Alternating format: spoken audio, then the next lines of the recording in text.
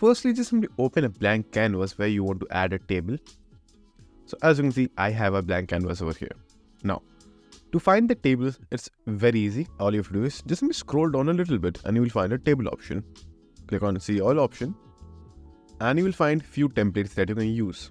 Just simply click on any one and it will automatically transfer over here. And now you can add your names by just simply clicking on a single tile over here and then add whatever data you want to add over here. Then you can increase the size of the text from this panel right over here. And if you want to add more rows, it's a very easy process. Click on a single row over here.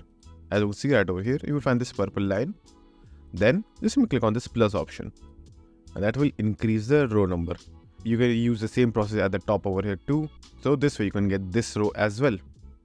And now just simply increase the size and design it however you like it.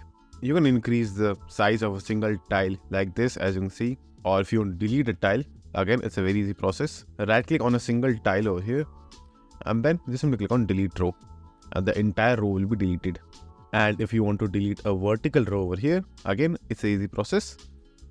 Just simply click on the dotted icon at the vertical section and click on delete column and that will delete the column. And if you want to delete the entire table, just simply highlight the entire table and click on the trash bin icon right over here. That will get rid of the entire table. So that's how you can create tables in Canva. So if you want to get the subscription for Canva, you can get the link in the description box below.